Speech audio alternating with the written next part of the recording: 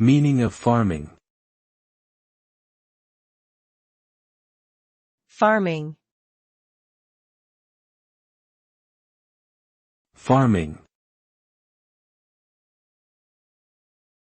Farming. Farming.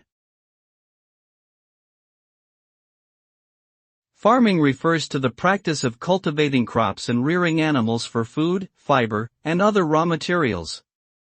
It involves a range of activities such as planting, harvesting, and breeding livestock, which are typically done in rural areas using varying degrees of technology and machinery.